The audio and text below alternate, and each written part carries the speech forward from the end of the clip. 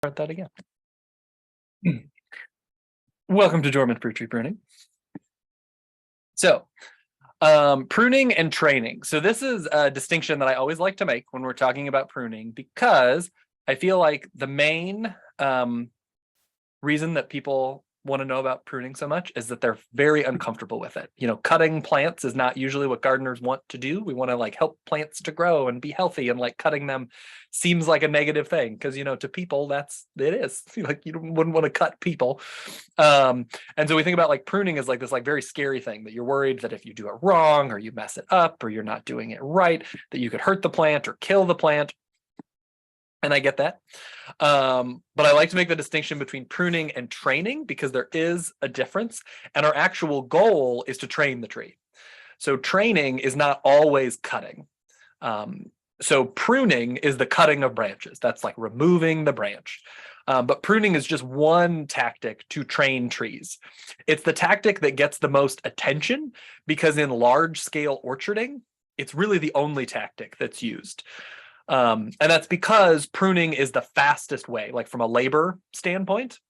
And if you're, a commercial farm, labor costs are a big expense. And so you want to minimize those. And if you can prune and do that training cheaper, per tree, you can make more money, which is desirable when you're running a business. But if you're just, a backyard gardener, orchardist, or a community orchardist, you can spend a little bit more time because you probably don't have 10,000 trees. So there's other techniques to training, which we'll talk about. And the first couple of years of having a tree, you're really not going to need to do a whole lot of cutting. There's other training that is really going to take most of the work for you. So you can kind of ease your way into training or to pruning, as it were.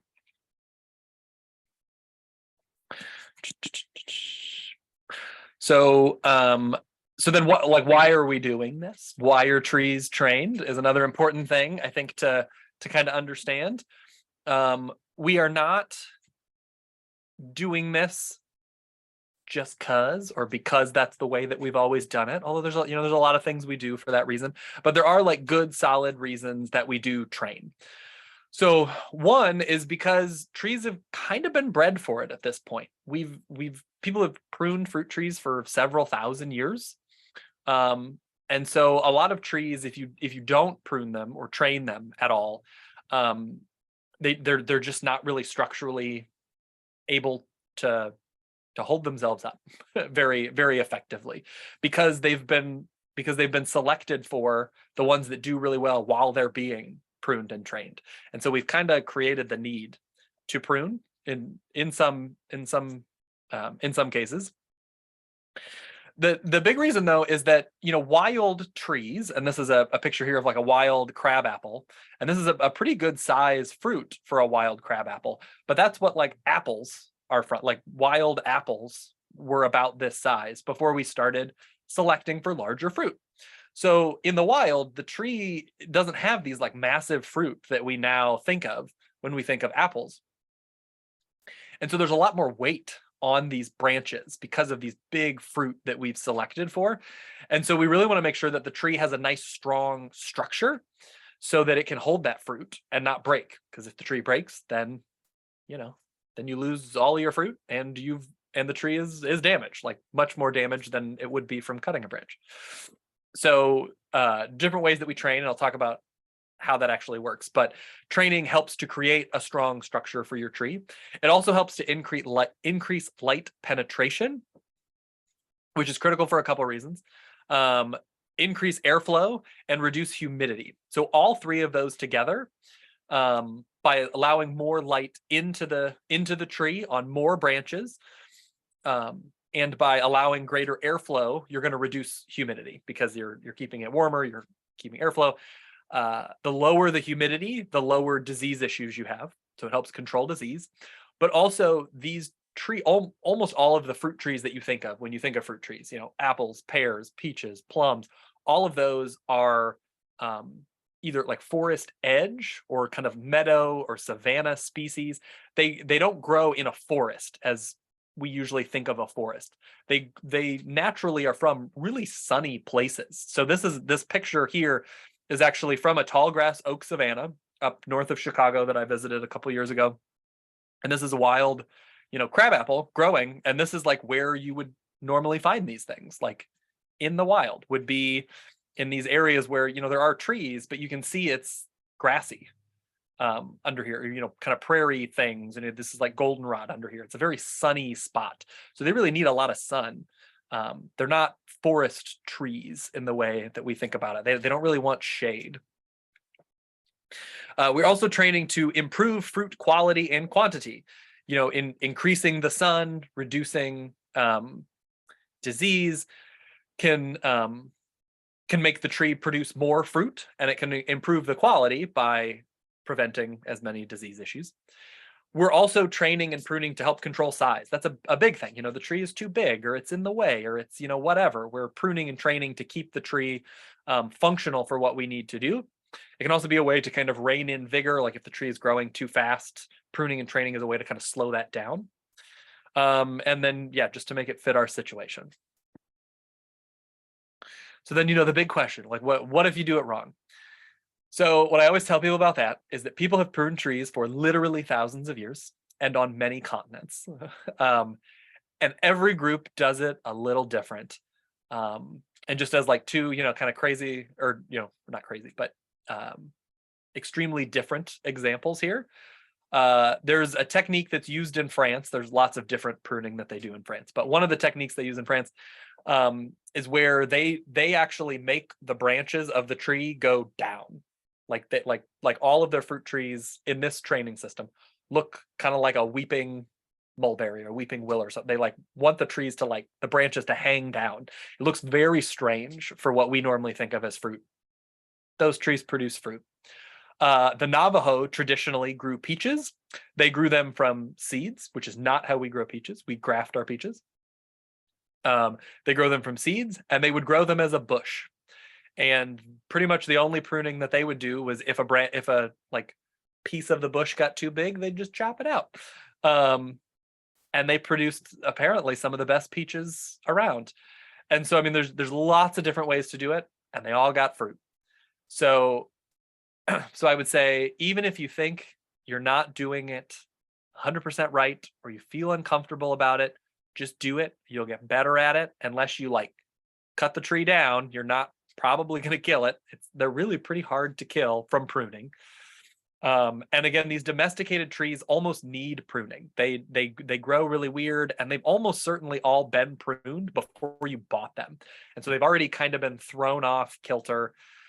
And so it is actually, believe it or not, better to do it wrong than to just not do it at all, which is oftentimes what I feel like we do. And what I did when I first started this is I was like, I don't know what I'm doing, so I just won't do it.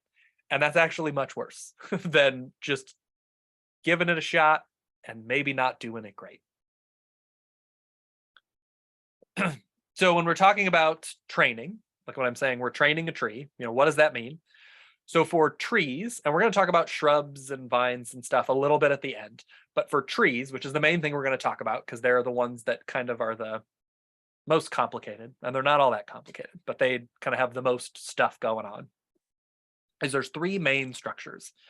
For all three of these structures or training systems, one commonality is that you really don't want there to be any branches on the bottom about 3 feet of the trunk. You want the trunk to be clear for about 3 feet, and then you'll have your first branches for all three training systems. So the first training system is called central leader. So this is the most common one. So this is the one that you're going to prune your apples, your European and Asian pears, your pawpaws, your jujubes, your European plums, and really any nut tree, but especially like pecans or walnuts if you're growing any of those. They're all going to be using the central leader. So what central leader is, like what that's referring to, the central leader is basically the trunk, that you have a one singular branch that we usually call the trunk, going straight up all the way to one point, not 2 or 3 points up there of branches, but you've got one straight kind of clear line all the way up. So that's the actual leader. That's the central leader. That's the name of it. So that's what the training system is named for, is that you've got that one straight trunk going all the way up. And then you'll have what are called scaffold branches. So those are the branches coming off of that central leader. So again, you want it to be clear for about 3 feet. And then ideally you would have what we would call a scaffold ring. It's never going to be this perfectly because you're not molding a tree out of clay. It's a natural living thing that's growing. But like in an ideal situation, kind of what you're aiming for is to have kind of 3 to 5 branches that are kind of going out in different directions from that central leader, all relatively close to each other. So kind of in a cluster.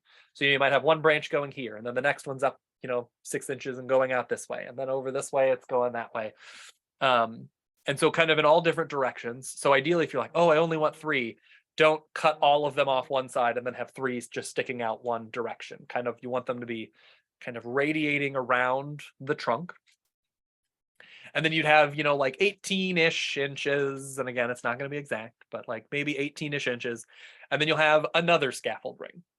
And then depending on how tall your tree is, you'd go up, another 18 inches to 2 feet, and then another one, and kind of you radiate your way up. And if that happens, it would look something, kind of like this picture on the left. And the reason that that is desirable is that when you have these gaps like this, it means that air can flow through here pretty well. And that when the sun is shining in, it's going to get kind of all the way down to this trunk and all the way back here on these branches. And that's important for some of the reasons we talked about before, in terms of it, can reduce humidity, that intense light, like insects don't usually like that. So it can help kind of keep some insect pests away. But the main reason is that a lot of these trees, pretty much all of them, if you have a branch that is not getting direct sunlight, or a part of a branch that is not getting direct sunlight, it's for the most part just not going to produce fruit. So if you can get sun all the way back here, you can get fruit kind of all the way along this branch. Versus if you had another branch in here, so that you're only getting light on the tips of these branches, you're only going to get fruit on the tips of these branches, and all this interior is just going to be leafy stuff. And so even though you are removing a branch, you might actually end up with more fruit, which is where I talked about it can increase quantity to be training your trees. So you want to kind of do, these scaffold rings. Again, ideally, it's not going to look perfect. That's fine. This is, another image here. You can see this is not ideal spacing and everything, but that's just kind of the thought that you should be thinking. You want them to be kind of balanced out, kind of around the tree, kind of have some gaps as you're looking at branches to kind of maximize how much sun can kind of come in here. And you're kind of identifying those branches. So, like which ones are in the right direction, which ones are in the right spot, and you just kind of start noticing those. And you can change the direction that they grow. If you're like, oh, this one would be good, but it's like going up, but I want it down. There's ways to make it grow down, which we'll talk about. So you're just kind of just generally thinking about that as you're looking at your tree for central leader. So the other one, which is kind of the opposite side, is called open vase. So open vase, for the most part, you're just going to be using for peaches. You can also use it for the almond hybrid that we grow called Reliable, which really just helps to keep it a little shorter because it's very vigorous. You can use it for apricots. You can use it for plums. You can use it for tart cherries. But for the most part, you're just going to use this one for peaches. And those other ones really do well with the third type, which we'll talk about next. So open vase, real easy. So open vase is, just like with central leader, where you've got a trunk, 3 foot clear of trunk, and then you've got your first scaffold rings, but then nothing else. So you can see, in this picture where, there was a central leader, but you cut it out. Like you cut it and you just have these kind of main branches that are going out in different directions. And this, picture of this peach over here is a good example. And the reason that you're doing that, or the reason why you would select this and why we use it for peaches, is that this training system really helps to keep the fruit lower to the ground. It makes it much easier to pick soft fruit versus, like an apple you can get with like one of those pickers that's on a pole, or you can kind of shake it and pick them up off the ground if you need to. If you shake a tree and there's a peach 10 feet off the ground, it hits the ground, that peach is mush. And so you really need to be able to reach a peach either from standing on the ground or from a ladder, and you need to keep it, relatively short to do that, especially because peaches in particular are unbelievably vigorous. So, when you look at this picture here, these real thick branches, like how you notice there's, big, thick trunk, big, thick branches, and then there's just like all of a sudden very little tiny things. Like there's not much transition. And that's because all of these little tiny branches, that's all that year's growth. So these like big long whips that you see that are like 3-4 feet long, that's 1 year's growth. So, if you had a whole nother scaffold ring up here, that 1 year's growth would be 15 feet off the ground. And how are you going to reach that? So that's why we do that with peaches. So modified central leader is real easy. It's just a halfway between the two. So these are ones that can be good for ones that kind of have moderate vigor. So ones that are vigorous, but not as vigorous as a peach. I also say to people, a lot of times, even when you're going for a central leader, you kind of end up with a modified central leader sometimes. It happens. It's probably fine. So these are things that you could look at for doing apples, pears, but persimmons, tart cherries, chestnuts, walnuts, and jujubes do really well with modified central leaders. There's some apples and pears that do better with modified central leaders. It's not really important to know which one. I mean, you can look it up if you're really worried, but just go for a central leader. And if it just doesn't work, then go for a modified. So modified is, again, it's kind of halfway between. It's where usually the tree will grow up. You kind of aim for your scaffold rings, but at some point, usually the central leader just kind of peters out. Like it doesn't want to kind of go, straight up anymore. It kind of goes off to the side, and you end up with kind of a loose kind of crown at the top instead of like the big straight trunk shooting out the top. Again, a lot of times the tree will just kind of do this. Jujubes in particular do this, where you kind of grow up and then it just kind of like just kind of leans over.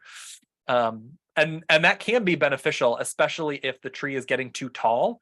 You can kind of force a tree into a modified central leader to be like, well, I don't want it to keep shooting taller because it's tall enough. Then you can kind of bend the central leader over, and then it will kind of slow down that vertical shooting up of the tree. So when we're training our tree, so once we kind of know, based on what tree we got, if it's an apple, we want a central leader. So like, all right, we know that. We know we want to look for our scaffold ring, branches, all those different things. Other things that we're going to be looking for, or other things that are important to know. One that does not get enough attention, I feel like, in a lot of resources on this, is branch angle. Branch angle is really important. The ideal range, and what I'm talking about with branch angle is, if you have the trunk, or really the trunk. If you've got the trunk or the central leader or whatever, and you have a branch growing off of it, it's this angle. So like, is it a really narrow angle? Is it a really wide angle? It's kind of how the branch is in relation to the trunk that it is growing off of. So the kind of ideal range is between 45 and 60, they say. I say usually 45 to 90. Really, it's just more than 45 is really what's important. Because if you have less than 45, especially if you get like really narrow, you can have some major problems in terms of strength. And this is a little graphic that I really like that kind of shows why that is. So if you look at this branch here, you can see this is, more than 45. So, 90, 45 is half. So you can see that's 45 or more over here. And if you cut that vertically, then if you look at the wood here, you can see it looks like wood. It's kind of that creamy kind of tan color that a lot of wood has. And you can see that branch is nice and solid where it's connected. Versus if you look over here, you can see this is a really tight angle, a really narrow angle. And if you cut that one vertically, you see something different. So you see, the branches on their own have that nice, wood look to it. But here in the middle, there's this black or dark brown kind of woody, barky looking thing. And that's exactly what that is. That's bark. The angle was so narrow that as the branches increased, the bark that was between those just got pinched. So what that means is that these branches are not actually really attached to each other. If you, before this was cut, if you had just grabbed that branch and like pulled on it, it probably just would have ripped right off because it's not actually fused together here very strongly at all.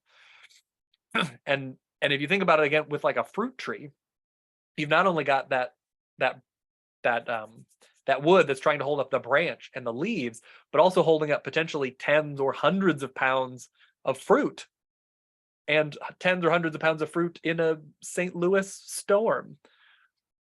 That tree's going to break at some point. That branch angle is going to give, and it's going to break off, and it's probably going to rip a bunch of bark as it goes. And you have all seen this, I can almost assure you, from Bradford pears, the favorite tree. So Bradford pears are a type of pear. We actually, a lot of times, Bradford pear, like that species of pear, is used as a rootstock for European and Asian pears because it's very vigorous. But they grow, if you've ever looked at a Bradford pear, the branches just grow straight up. They grow very close. They've got very narrow branch angles. And every time we get a big storm, you see at least, a few of these driving around where they break, they split. And they, can split all the way down to the trunk. Like that tree's dead. Like that tree is not coming back. And this one over here with the Bradford pear, when you see it, you often see, it strips down, and you usually see this dark coloration up here where it split. And again, that's all that bark that was wedged and smashed between as those really tight angles were growing together. On the other hand, if you have ever driven across like the Great Plains, and you'll see like off in the distance one lone tree, surrounded by like nothing but corn or cornfields or wheat fields or pasture, like as far as you can see, there's one lone tree that survived all the storms and tornadoes and everything. It's like, how in the world does that survive that? But a Bradford pear can't survive a light breeze. And the answer, I mean, there are several things, but one of the big ones is branch angles. When you see those trees, they're not little lollipops on a stick. They're big, wide, usually oak trees, big, wide angled trees. They've got nice, strong anchorings of those branches to the trunk to hold them in place, even given, winds, high winds and stresses like that. So you want that wider branch angle. It's really important. And there's various ways to create that angle if you don't already have it, because some trees, especially pears, do not naturally have that nice wide branch angle. They want to grow straight up, very skinny, like a Bradford pear. If you don't train a European pear, it's going to look like a Bradford pear. It's going to be really smashed together and smashed. More likely, you're going to let that grow for a little bit. It's going to be too smashed. It's going to get fire blight and it'll die. But assuming it doesn't get fire blight, it'll just be very smashed and look a lot like a Bradford pear, which we don't want. But if those branches if the narrows are too angle, really all you need to do is you need to spread that branch and hold it there for like one growing season. And that's because when, trees grow, like the thing that people talk about where, you cut a branch or you cut a tree and you can count the rings. So those rings, that's each ring is a year of growth, and the tree will put that on, and they put it on the outside of the branch. So if the branch is growing like this and you spread it like this, and then spring comes, in a month or so, and it puts on that new ring of growth, that new ring of growth is now in the shape that you just created. And so if you take whatever is holding that branch there off, it's going to be locked in place because that new growth is now in that shape that you want, not in the shape it was before. So this is much easier to do with younger trees or with smaller branches. If you've got a branch like this, you're probably not going to be able to change its angle. But with your young trees, with your young branches, you just need something to wedge or pull a branch into the position that you would like it. So if you're with one of our orchards, one of our Giving Grove orchards, you can get these red things from us for free. If you're not, you can find them online. I think Stark Brothers sells them, but lots of places online sell them. But this is just the idea that there's those two little kind of V-shaped things on the end of a stick, and you just kind of wedge those onto the branches, and it just holds it in place. But you can also make that, you can make your own with little bits of wood. You can use like a really stiff wire. You can tie a branch down. This is what I do at home a lot, especially if I have a bigger branch or a branch. Like if you have a peach, there's nothing to wedge it against because there's no central leader. And so what can be easier is to pull a branch down and either like stake it to the ground or put like a big weight on it. I don't really like putting weights on things, but like you could tie it to like a big rock or a cinder block or something. But I've seen where some people will like like hang weights, like where the weights are just like blowing around in the wind. And I don't like that just because it puts a lot of weird stress on the branch. But I have, many times tied a branch down to a big rock or to a big cinder block, or just pounded a big stake into the ground to hold a branch down. Those all work great.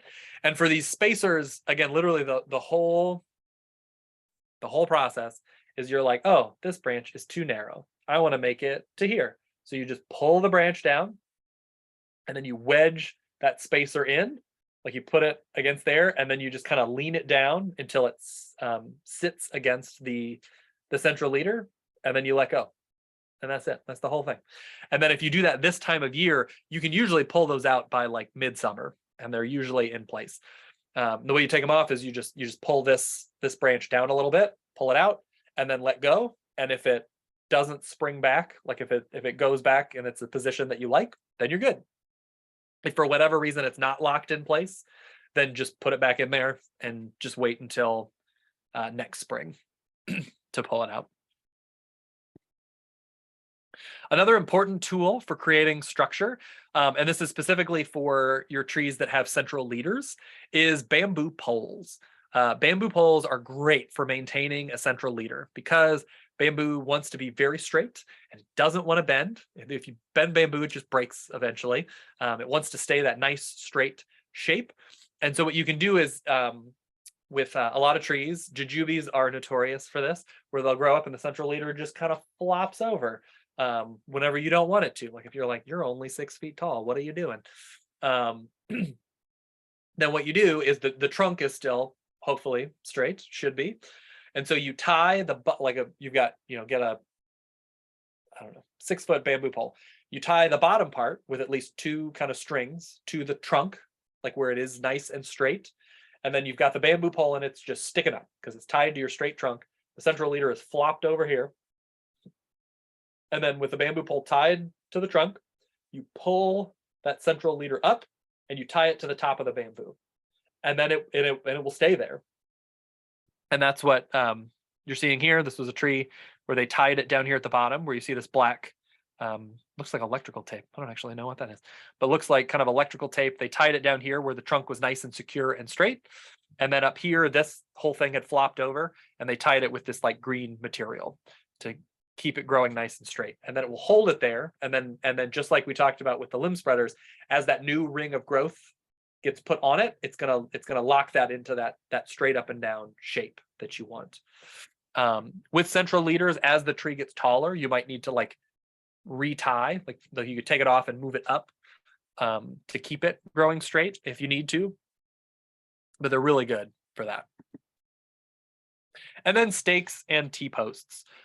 Keeping the tree, like when the tree is shorter, if the kind of whole trunk wants to flop over, then what's really good is T-posts or whatever kind of stakes, and then tying the tree straight up and down. I don't love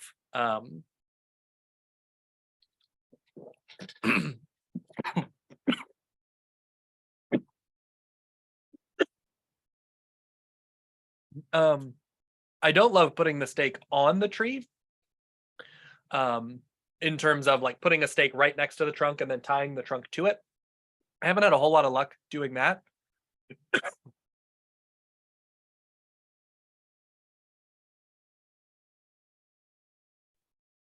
I haven't had a whole lot of luck doing that, but I have found a lot better to keeping the tree growing straight when it's young is to do what you see in this picture.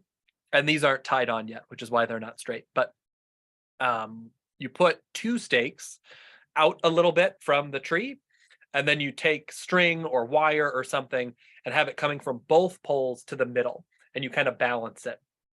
And the reason that I like that is it's much easier to adjust. So as the tree is growing, if it's wanting to lean one way, you can tighten the string this way, and you can kind of pull it back and forth if you need to. It also allows the tree to still move this way in the wind, which helps to actually strengthen the trunk, which is beneficial so that it doesn't just flop over as soon as you get rid of the stake. And then the pruning, like that's all stuff that you do before you're cutting anything. Like that's like you're identifying, you're bending branches. Like that's all stuff that you can do. And again, for the first couple of years of having a fruit tree, that's like 90+% of what you're going to be doing is all of that non-cutting stuff. But the cutting is important and will come later. So tools are really important to have. You want nice tools for what you're doing. It will make your life so much easier. 95+% of the cuts that you will do, if you're planting new trees, if you're trying to like revitalize old trees that haven't been pruned in 20 years, that's a whole other story. But if you are like planting new trees or you have young trees, 95% plus of your pruning is going to be done with just a good pair of hand pruners. And this is the kind that you want. So these are called bypass pruners. So they're ones that kind of act like a scissors where the two blades kind of go past each other. So the other type of pruners that are called anvil pruners is where you'll have one like kind of flat piece and then a metal thing that will just hit against that. Those are not ideal. If you can get a pair of bypass pruners, throw away your anvil pruners. They don't work as well and they do more damage to the tree. So if you can get a pair of bypass pruners, do that. If you can't, an anvil's all you got, you know, it'll do the job. But ideally, you want a bypass pair of pruners. The ones in this picture right here are really a pretty good pair for how cheap they are. I think they're Corona is the brand. You can get them most places. I think they're like they're less than $20, and they're really pretty good for their price. For some bigger branches, you might need loppers, which are these things here. And again, you want a bypass type of blade, not an anvil type blade, if you can. For really big branches, and that's if you have trees that have not been pruned or have not been pruned enough for many years, you might have some bigger branches that need to come off. If you are needing to cut branches that require a saw, please do yourself a favor and go get a pruning saw. They're also called limbing saws, like a limb of a branch, L-I-M-B. They are so much better than trying to use a bow saw or anything like that. They work so much nicer. They're not that expensive. It's just well worth the time and money. You're also going to want, I like rubbing alcohol. You can also use a diluted bleach solution or iodine, just something that is going to act as a disinfectant on these cutting surfaces. And then I usually have a rag that I use to spread that rubbing alcohol, bleach solution, whatever, onto the cutting surfaces. So sanitation is really critical when you're pruning trees, especially if you're pruning more than one tree. So all of your cutting edges of your pruners, your loppers, your saw, as best you can. Saws are kind of hard. All of your cutting surfaces should be sanitized anytime you move from one tree to another. So if you're pruning an apple tree, you get done, and then you're going to move to another apple tree. Before you make that first cut on the next apple tree, please sanitize all of your cutting surfaces. And the reason that we do that is that when you're cutting that first tree, there could be a disease organism that you might not see. It might not have even infected the tree, but it might just be on the tree. And if you don't know it's there, you cut, you get it on the cutting blade, you go to the next tree, you make a cut, you've just introduced that disease into an open wound that you just created, which is probably not great. So we want to sanitize anytime we're moving between trees. If there is a visible disease, like if you're like, oh, I'm cutting out fire blight, which we'll talk about what that looks like. But like if you're like, oh, I'm cutting out fire blight or I'm cutting out gummosis or something like that, then when you make that cut, sanitize that one before you make any other cuts. Like don't cut a fire blight branch and then go cut another branch on a tree that's probably healthy, but you've just now introduced fire blight to. So if you're cutting out active disease, it's really best to sanitize between each cut. And then your prunings, whatever you're cutting off the tree, it's really best to remove from the orchard. If you have a burn pile, burn them. If you've got a yard waste dumpster, put them in the yard waste dumpster. But you don't want to just leave them laying in the orchard, and you don't want to just like put them in a heap in the garden or like in a compost heap that is going to take forever to break down because it's wood. Because again, if there's disease organisms on those branches and you leave them close to the trees, wind, water, insects, whatever could move that pathogen back over to your trees, which you don't want. So that sanitation can really be a big part of avoiding disease in your orchard. It's like a really, really pretty significant step in reducing those disease pressures that you have. There's also two main types of cuts that you're going to make. There's thinning cuts, which is when you're removing a whole branch. So the idea of like you're trying to thin out the branches by removing whole branches. And then there's heading cuts, which is where you're cutting off just a part of a branch. So what that looks like is, a thinning cut would be something like this. You've got this and you're like, oh, there's too many branches for whatever reason. You decide there's too many branches here. And so you're cutting out, whole branches, whole spurs here. And after you do that, it would look something like this. So that's kind of what thinning cuts look like. A heading cut is also called tipping. It's again where you're just cutting off a part of the branch. What's important with heading cuts is that when you are making a heading cut, you will get regrowth.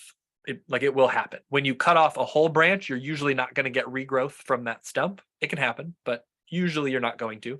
But if you just cut off the tip of this branch is going to send out a shoot unless the tree is very sick. It's going to happen. And so you want to be smart about where you make that cut so that that new shoot is where you want it. So for this one, you could say, oh, this branch is growing out at a nice angle. Oh, and then it's starting to kind of arch up. I don't really want it to arch up. I want it to keep going out. So you cut this part off that's going up that you don't want. So what you want to look for is where are the buds? So the little kind of bumps on the branch where the leaves grow out of. You want to look at those and you want to find a bud that is growing or that is on the branch in whatever direction you want the branch to go. And then you want to cut right above that. So in this example, you can see there's this bud right here. So what that's going to cause is because you make this cut right above it, in the spring, as the energy and the roots are coming up the trunk and going up the branch, because somehow the tree knows where all this energy came from. It's like, oh, there's this branch up here that produced leaves. I need to send energy up there. But when you cut this off, there's all this extra energy that's going to hit this and be like, oh my gosh, I'm supposed to be going up here. Where am I going to go? And it's going to build up. All that energy and hormones are going to build up in this bud right here. And you're going to get a new shoot that's going to grow out of this bud. And it's going to continue to grow out this way. But if instead you cut it up here and you cut the branch right above this bud, then when you cut that, you're going to have a branch growing this way, back into the middle of the tree, which we don't usually want because we want that nice wide out branch angle. So you pretty much always want to find a bud that is facing away from the trunk, and you want to cut just right above that if you're going to be doing any heading cuts or tipping. So if you're doing a thinning cut, like where you're cutting off the whole branch, the important thing to know is about the branch collar. So you're not going to see this as much in like little tiny branches, but especially as branches get bigger, you're going to notice where it joins with the trunk or whatever other branch it's attached to. You see this kind of flare. And then it, so up here you can see, straight, these lines are pretty parallel. And then after you get about here, it starts kind of flaring out in both directions. You don't want to cut into that flare. It like it slows the kind of healing over of that wound. You just don't want to do it. But you also don't want to cut way out here and leave this big stub because you might get regrowth or it might die. And then you've just got this dead hunk of wood hanging on the tree, which can be a place for disease and stuff to happen. So you want to ideally kind of cut right before that flare starts, because then you're going to be removing that whole branch. You're not leaving a bunch of excess wood to potentially cause new growth that you don't want, or to be a spot for disease or fungus to grow. And you're also not going to be cutting into that regenerative tissue that's going to heal over that cut and make your tree nice and healthy. Oh, and I already talked about the heading cuts. So knowing kind of those are the two main things, we then go into like, what are you actually pruning? Like, what are you cutting off? So the first thing to know, really easy, is root suckers. So fruit trees are all grafted for the most, pretty much almost exclusively. So what that means is there's a rootstock, which is one tree, and there's a branch from the tree that you actually like fruit from, and we literally just stick them together, and they grow together and become one tree. But the rootstock, because it's different, it still will oftentimes, especially in things like apples and pears, it wants to send up its own top. And so it will oftentimes send up shoots from the ground, and you'll get these leafy things, and you'll see trees like this if the root suckers are not cut regularly, where you get all these different things. So the reason that you don't want that is there's a reason that the rootstock is a rootstock and not a top. And it's generally because the fruit isn't all that good. And so, if you paid money to get the top that you wanted, you don't want then the rootstock to be taking over the top. And it can, especially when the tree is young. Those rootstocks can get very vigorous, and you can end up in a situation like this where it's like, which one is the one that I want? And which one's the rootstock? And it might be kind of hard to tell. I mean, in this one, I'm assuming the top that you want is this bigger one around, but I don't actually know. And so you want to cut those pretty much as soon as you see them. Just cut them off. They're not going to do you any good. They're not going to help anything. They're not good to have. So just cut off the rootstocks or the root suckers. And I just cut them at ground level. There's people who have different opinions on how to get rid of root suckers. I just cut it off at ground level. You're also going to want to remove any broken, damaged, or diseased branches. So if you have a branch that, it's got a big scrape on it because you ran into it with your car, or has got or the branch broke because there was too much fruit on it and the fruit didn't get thinned or whatever, and the branch broke, cut those off. You want to cut any of that stuff off. It's not going to fix itself magically. Just get rid of it and move on. Also, any double leaders. So if you are supposed to have a central leader and you have a situation like this where, this is probably supposed to be your central leader, but there's this other one that's kind of coming up, and instead of being like this, it's kind of turning into more of like a V shape. You don't probably want that, assuming you're not trying to do a modified central leader or something weird. But you probably don't want that. And so you can do one of two things. You can either bend that branch down if you need a branch over here, or cut it off so that you just have your one central leader that can keep growing into that structure that we want. And that's also just narrow angle. Really anywhere, but especially at that top is important. And then anything that is growing straight up or straight down, other than the central leader, don't cut the central leader off that's growing straight up or straight down. But usually the straight up and vigorous is what we call a water sprout. So, if you've got something like this where it's into the branch, it's growing straight up, it's just going to run into this branch up here, which means, this is always going to be shaded. It's going to be shaded even as this grows up. It's not going to be doing any good for you. Just get rid of it.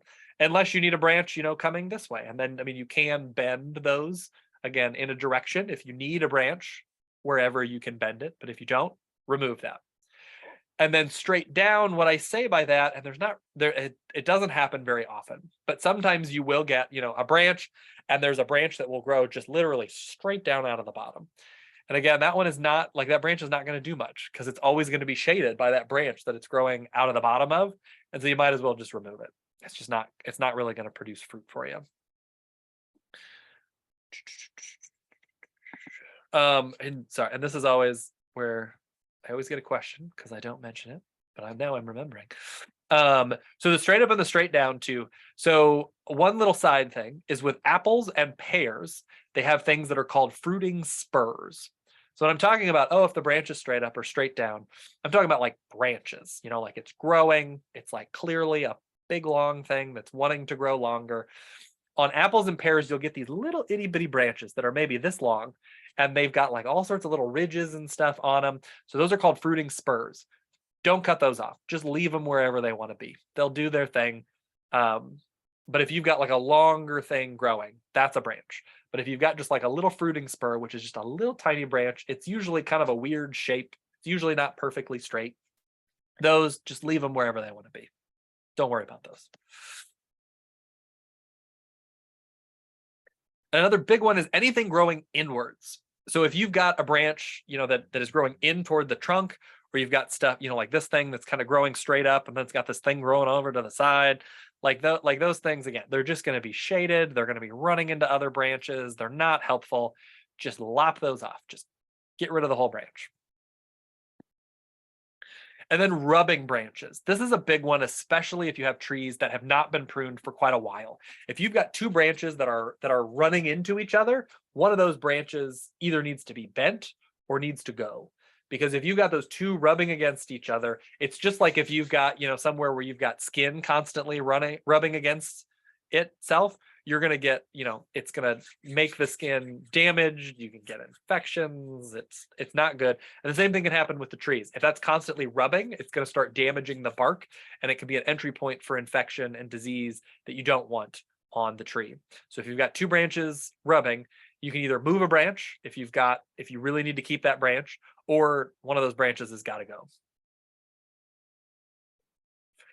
And then you can also just look, if you've looked at all those things and all of that looks great, but it still just looks really dense, which is, I know, not a super helpful metric for me to say, but if it just looks pretty dense, you can just start cutting out some branches to just make it thinner. Because again, if you have branches that are not getting full sun, they're not going to produce fruit.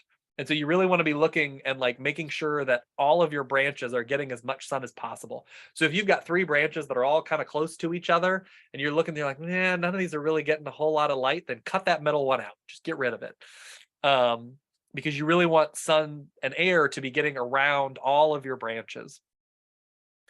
And if you're doing that step specifically, if you've done everything else and you're just I just need to thin it out a little bit, it's always important to start at the top and work your way down, because the ones at the top are going to shade the ones further down. And if you cut a bunch of lower ones and then, I cut that branch, and so it actually isn't shaded, just start at the top, work your way down. And this can be very overwhelming, especially again, if you have trees that have not been pruned in a long time. And so another thing to help you along that is that you should not be removing any more than 30% of branches in any 1 year. Except for peaches, where you can remove up to 50%, because peaches are weird. But all your other trees, 30% is the max. So at some point, even if you're oh my gosh, there's so much to do, at a certain point, you just got to say, I got to wait till next year, because I can't take out more than 30%. And that's not you don't need to measure the branches. That's a rough guesstimate. But just as you're looking at, you don't want to just take out a whole bunch, because you can shock the tree if you do that. It's probably not going to die, but that could happen if you're too crazy extreme with it. But you just don't want to do a whole lot more than that, or it can stress the tree.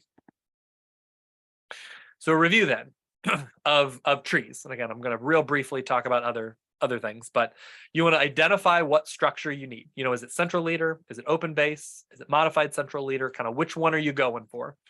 And then you want to identify, based on that, kind of what your leader is, what your central leader is, stake that if needed. Find kind of what your main scaffold branches should be. Spread those if you need a better angle or a better, shape or whatever. Remove any and all root suckers. Remove all broken, damaged, or diseased branches. Remove any double leaders. So, if you've got your central leader, any branch that's kind of competing with it is what it's also called, a competing leader. Remove anything that is growing straight up or straight out of the bottom of a branch. Remove any branches that are growing inwards toward the center of the tree as opposed to out, which is what we want. Remove any branches that are rubbing or bend them. Deal with rubbing branches. And then if you need to do more pruning, if it's just a really thick, dense tree, then you can just start at the top of your tree and just start cutting branches out. Just start, cutting out every other one or every third one, or, or whatever you want to do.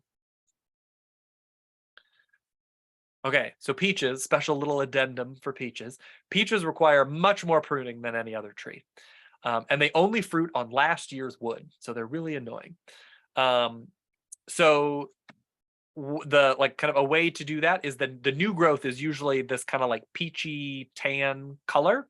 So you always want to leave your trunk and your main scaffold branches. But of all of these little whippy kind of growth things, you can cut out any old gray colored shoots because they're older than last year, so they're not going to produce fruit for you. You can cut all of those off, and then you can prune back any of the red or peach or orange, kind of whatever color you see that varies a little bit from cultivar to cultivar. Prune those back to about 6 inches to 12 inches, somewhere in there. They don't need to be 4 feet long.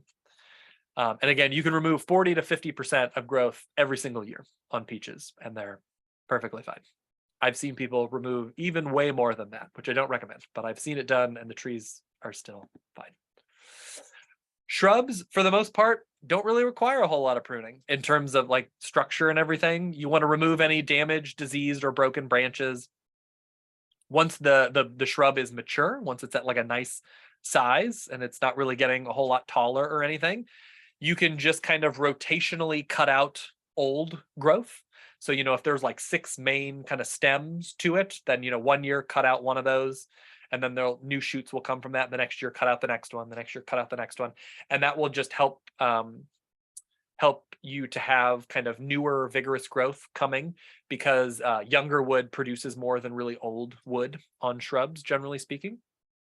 If you're growing elderberries or figs, you can cut them completely down to the ground every spring or every winter. Before they leaf out. Do it before they leaf out. Late winter, early spring kind of time, you can cut them completely down to the ground and they will regrow and produce fruit every year. Easy peasy.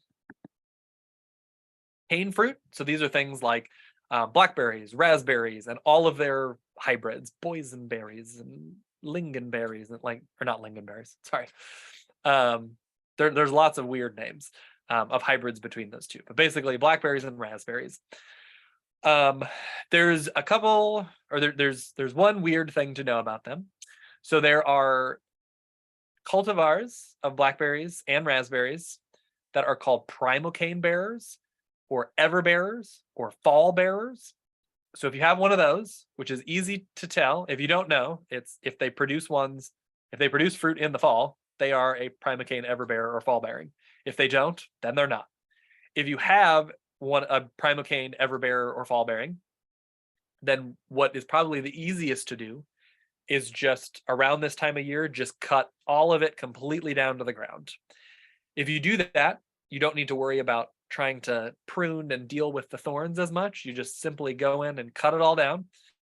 You will not get your summer harvest, but you will get your full fall harvest. And so it's just much easier. You don't have to do that, but I think it's a lot easier. For all other blackberries and raspberries, if they do not produce in the fall, which most of them do not, but if they do not produce in the fall, what you do is this time of year, you will go in and cut out all of the canes, which is the vertical branches that produced fruit last year. So by this time of year, that should be pretty obvious, because they should start looking dead. They're not going to be green. They're going to look kind of brown, and they'll be brittle. Those, just cut them completely down, because after one of those branches produces fruit, it dies. It's not going to produce leaves or fruit ever again. So you cut all of those just down to the ground and remove them from your blackberry, your raspberry patch. And then any shoots, like side shoots from your brambles, you can cut those branches down to about 12 inches. And that's just going to make harvesting a lot easier, because it'll be less tangled and messy. So this is, again, just a little graphic representation of before and after pruning. And you're going to get just as much fruit from this as you did from that. But it's just going to be way easier to pick from this than it is from that, especially if it's got thorns. So that's all you're doing with blackberries and raspberries. Is if you have fall bearers, just cut everything down. If you want to get 2 harvests, like the summer and the fall, from your everbearers, you would just treat them like they weren't everbearers. It's the only difference, but it's just a lot easier if they have thorns to just cut them all down. If you do not have fall bearing, though, if you cut everything down, you'll never get fruit, because the non-primocane bearer ones, the standard ones, only produce on last year's growth. So if you cut it down, there is no last year's growth. So again, for those, you would just cut out the dead stuff this time of year, and you would do pruning just to make it less wild and crazy. Lastly, vine crops. This would be grapes and kiwis. I'll say they're pretty unique, and they're literally a whole class on their own that we have done. I usually teach it in the summer, which is not a great time to do it, but we only have so many weeks this time of year when there's so many things to talk about. So you should check out our YouTube if you really want to do grapes or kiwis and figure out how to prune those. It's not overly hard. It's just very different because they're on a trellis, and it's a whole thing. And then flowers and fruit. Just a quick note, because it's this time of year. Don't let trees produce fruit until their 3rd year, please. And the reason that we don't want to let them do this is because we want to let the tree have enough time to establish itself, to grow enough roots, to grow a nice, thick trunk and nice thick branches that can support that weight and the energy needed to produce that. Producing babies is a very physically taxing thing to do. And if you have this little baby tree trying to do it, it really stresses those trees. And oftentimes, if they're allowed to produce fruit in those first couple years, the tree won't die, but it will forever be stunted. It will never be as vigorous. It will never grow as fast. And like they've done studies and measured it, and you will actually get less total fruit in the lifetime of that tree than if you let it rest those first couple years to get established. And this is a widely accepted practice that has been like verified by like extension and academic research, but is also like well-known traditional knowledge. It's actually, this was pointed out to me at one of our orchards that's at a synagogue, that it's actually written into Leviticus that you shouldn't let your trees produce fruit for the first 3 years. Like this has been known for literally thousands of years. Even though I know it's hard to say, let's not get fruit the first couple of years. It is well worth it. The way that you prevent it is you just pick the little fruits off when they're forming. You just pop them off. They just kind of fall off if you go up and kind of twist them a little bit with your fingers. And when you're talking about these little trees, it takes like 10 seconds. There's not that many fruit on there.